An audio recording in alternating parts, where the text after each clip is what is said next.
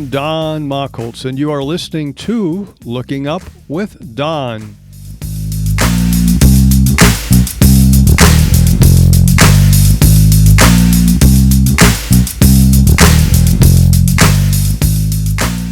This is the Looking Up with Don podcast, episode number 35 for the week of September 2nd, 2020. The related website for this podcast is donmachholz.com. That is spelled DONMACHHOLZ.com, 2 H's. What's up in the sky this week? As our week begins on Wednesday, September 2nd, the moon is 1 day past full in our southern sky. It rises about a half hour later each night as seen from the northern hemisphere, and it will be illuminating our evening sky until Saturday, September 5th. Don't let that hamper your views of Jupiter, Saturn, and later in the night, Mars. And in the course of those evenings, you might see some spectacular moonrises.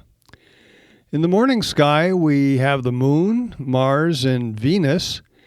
And just before dawn, you can see the brightest star in the sky, Sirius, rising in the east.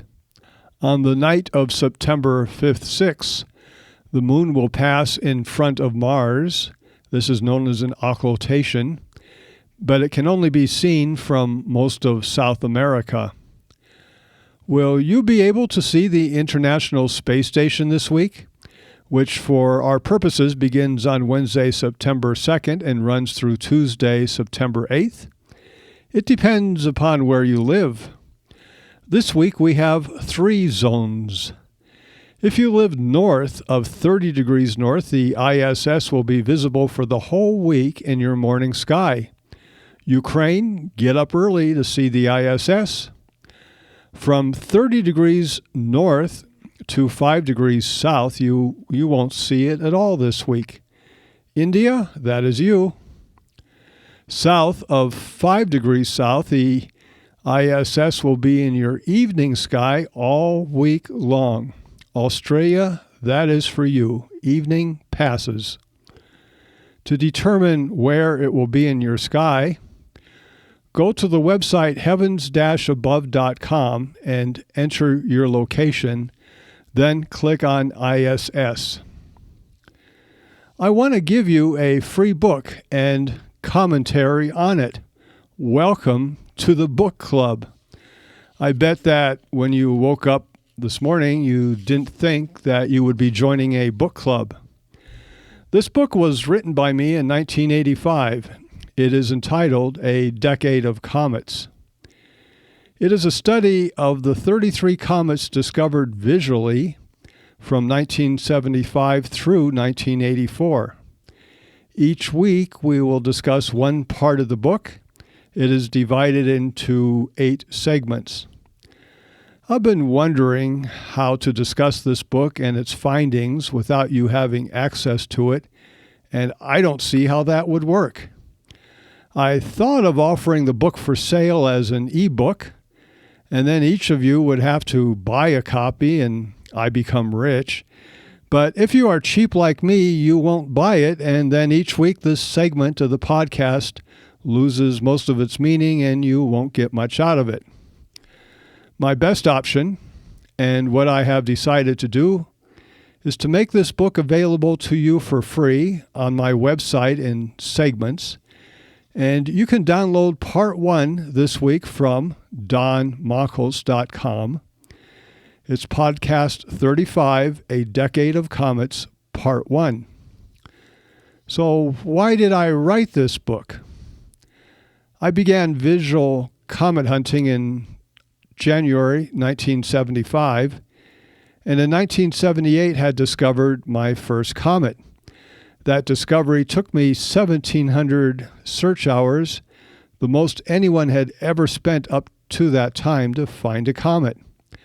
I continued comet hunting, and by the end of 1984, 10 years of searching, had accumulated 3,359 hours, and still had only one comet discovery.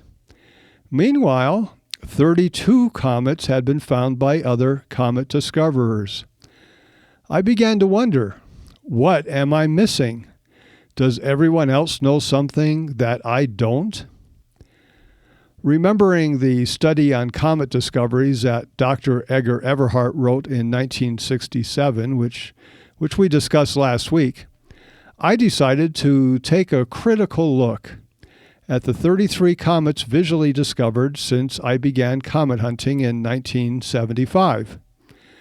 I was looking for patterns, alignments, repetitions, anything that could make comet hunting more successful. It began as a study, and as I continued working on it, I realized that I could make it into a small booklet and send it out to some of the visual comet hunters whom I knew. And the ones that came to mind were David Levy and Alan Hale. Levy had already discovered his first comet by then, and Alan Hale was searching for comets at the time. Alan Hale stopped searching for new comets a few years later, and after that he discovered Comet Hale-Bopp. I figured that this booklet would run about 40 or 50 pages.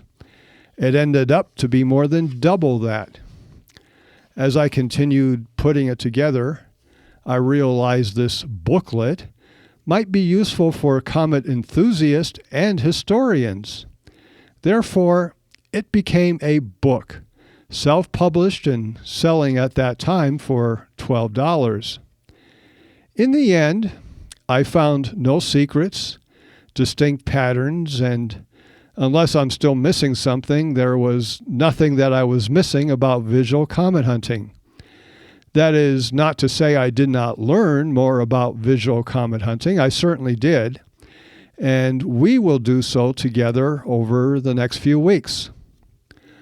Although I can say I did not really learn any ground-shaking secrets about finding comets, I did find the next comet in 1985 and was the only person to visually discover a comet that year. And then in 1986, I discovered my third comet, again, the only person to visually discover a comet that year. And 1987, there were 7 comets visually discovered, and I found none of them. Go figure. Each part of the book that you download will have the front cover and title page attached to the beginning of that part. Those 2 pages lead each week's download. So when you download a part of the book over the next few weeks, you will see the same old front cover as the first page. Don't worry, there is new stuff inside. So let's get into the book. The front cover drawing was done by my late wife's cousin, Mark Stufloten of San Jose, California. The book otherwise has no images and no pictures. The title, A Decade of Comets, I like that, like a spoonful of this or a basketful of that. Here we look at comets found during a full decade, 1975 through 1984. This book is indeed copyrighted and has an ISBN number assigned to it. If you ever want to see a copy, you can go to the Library of Congress. The next page, Roman numeral 2, has acknowledgments. Dr. Brian Marsden, Dan Green, John Bortle all helped in one way or another. I was encouraged by Joe Marcus and Dr. Everhart's study, and Alan Hale wrote the Comet computer program for the Commodore 64. Yes, I used a Commodore 64 with a tape deck as backup. A springboard for this book was part of a monthly comet I wrote from 1978 through 1999 called Comet Comments. It went to Astronomy Club newsletters and interested individuals worldwide. One segment of that column was a detailed analysis of some of the comet discoveries over the previous few years, and that makes up portions of part 2 of this book. This is the 3rd edition, and I did write that I was working on an extension in order to bring it to a quarter century of comet discoveries. However, that extension was never completed. All we get is a decade of comets. On page 1, I examined all comets found in these 10 years by both amateurs, that is, visual discoveries, and professional astronomers. Up through 1984, most of the professional comet discoveries were accidental. But as we neared the end of the decade, there were some surveys beginning to specifically search for comets and asteroids, one being Spacewatch, and the other being conducted by Eugene and Carolyn Shoemaker. There were 162 comets discovered or recovered in this decade, 1975 through 1984. Now, a discovery is a find of a new comet, while a recovery is when a returning comet is picked up.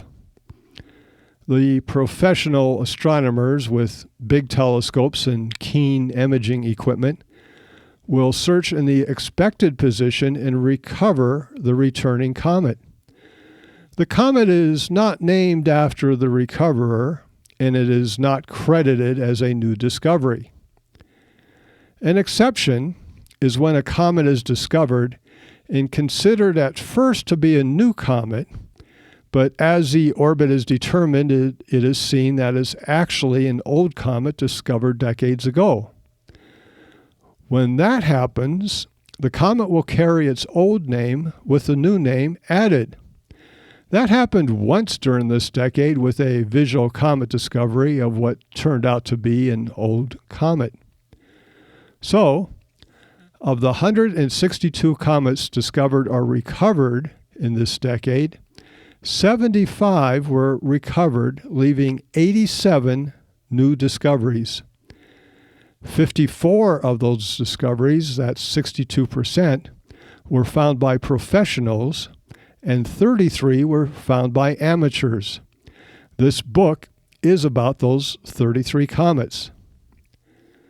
The question is, during this decade, were the professionals finding comets that the amateurs could have found?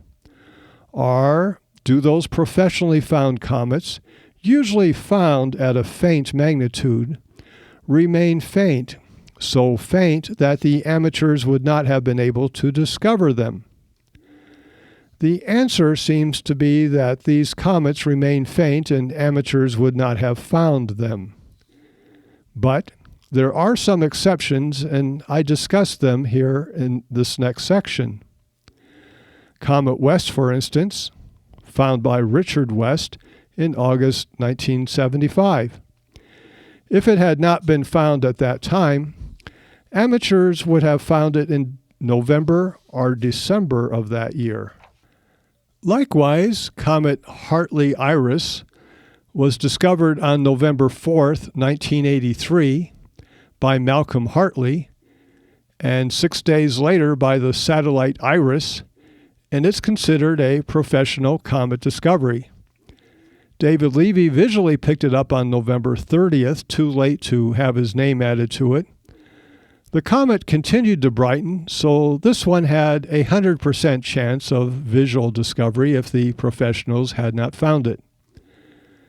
Nowadays, the several search programs designed to find asteroids and comets that may one day hit us, and the many amateurs who use CCDs attached to telescopes to search for comets have taken nearly all of the comets that could have been found by visual comet hunters. That is why visual comet discoveries have crept down to almost nothing. But the comets that we have been observing this year, Pan-STARRS, Atlas, Neowise, Lemon, Swan, all of them and more, if they get to magnitude 11 or brighter, these are the ones we discuss in these podcasts, could have been discovered by visual comet hunters if not found earlier by these other means. Nowadays, the SOHO satellite grabs many comets as it monitors the sun, more than 4,000 comets in 25 years. But in the 1980s, a satellite named SOLWIND was monitoring the sun, and it captured several comets. I examined 3 of them in this book, and all 3 were too faint and too close to the sun to be visually discovered. The same goes for the SOHO comets now. Most are too faint and too close to the sun to be visually discovered. Next week, we will look at some of the individual comet discoveries, the stories and drama of each find. Stay tuned.